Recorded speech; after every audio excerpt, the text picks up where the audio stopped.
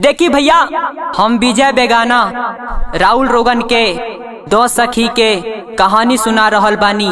ओ एक सखी से क्या कहल बा सुनी छठ मैया के बारे में।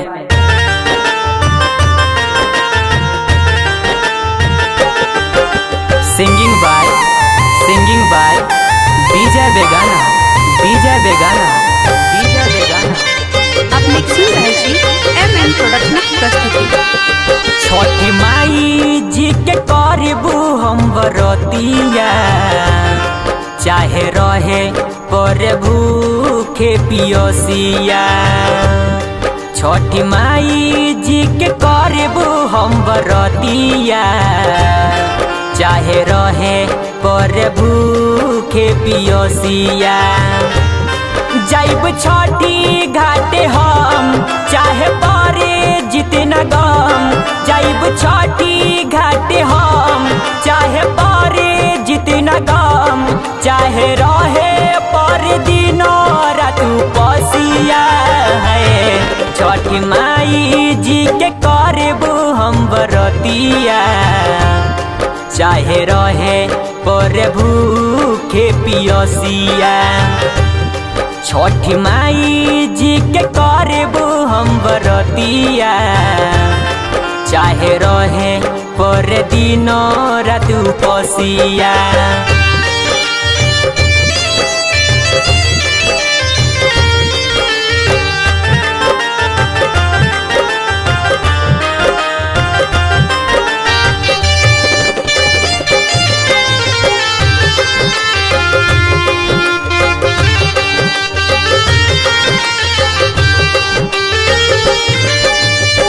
बहरा रे जतन से हम डलबा सजाइब, डलबा सजा के हम छठी घाट जाइब।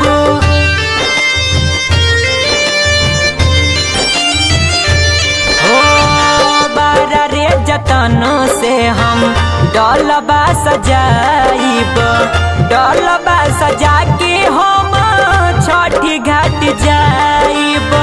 डलबा सजा के हम छठी घाट जाइब।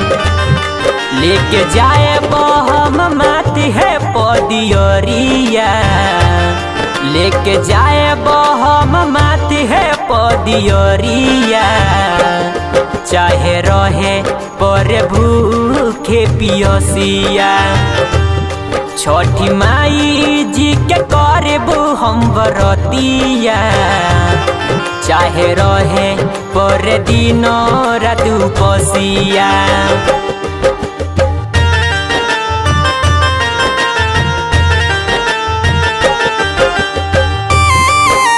अब मिक्सिंग रहे जी एमएन प्रोडक्शन प्रस्तुति।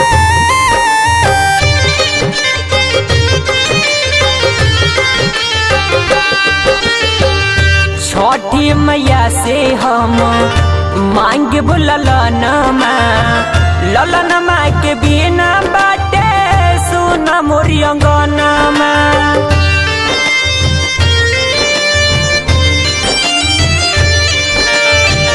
छठी मैया से हम मांग ललनमा, ललनमा के बिना सुना बाटे मोरी अंगनमा।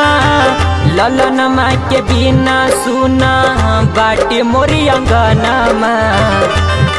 गीत गाबो तार विजय बेगाना, गीत लिखो तार भरत सबरिया। चाहे रहे पर दिनों रात पसिया। छठी माई जी के करबू हम बरतिया, चाहे रहे पर दिनों रात पसिया। जाइब छठी घाटे हम, चाहे पारे जितना गम। जाइब छठी घाटे हम, चाहे पारे जितना गम। चाहे रहे पर दिनों रात पसिया है। छठी माई जी के करबू हम बरतिया, चाहे रहे पर भूखे पियोसिया।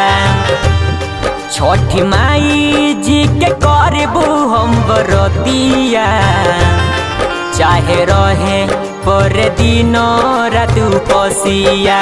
Recorded by MMP studio Madhubani.